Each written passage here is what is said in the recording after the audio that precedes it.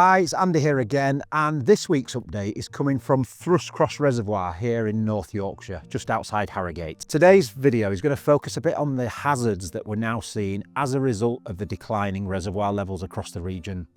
Our levels have continued to fall week on week, and due to the fact that levels are quite low in a number of our reservoirs, we are seeing a number of hazards that are now visible and present, which do pose a serious risk to those that come and visit our reservoirs. We've got over 120 reservoirs across the region here in Yorkshire, and we love the fact that we get hundreds and hundreds of visitors every year to come and visit these amazing places.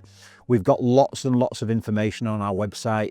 It shows you routes, it shows you accessibility, and also where you can park as well. So please do pay our website a visit before you come to our reservoirs. A big thank you, as always, as I say each week, on our customers' brilliant efforts, their understanding and patience, given the challenging situation that we face here in Yorkshire. The restrictions are still in place and will continue to be so, despite getting some rainfall over the last few days. Now, this week's focus is all about hazards and the fact that our declining levels mean that a number of hazards have now become more visible, such as bridges, buildings, old pipework, cables, things that pose a real danger if people were to go near them. We've also got some invisible hazards too, particularly near the water's edge where there's sinking sand and sinking mud.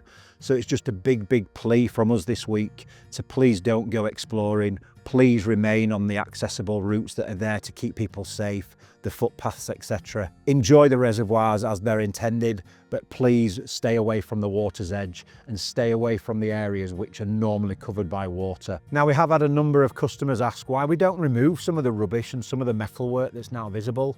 Now, all I can say is that we do assess each request and each report that we get through.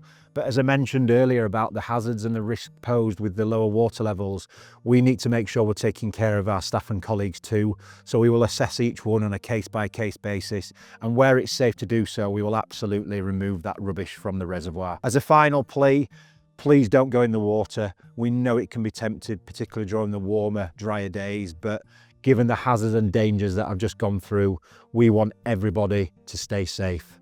Thank you for listening and watching.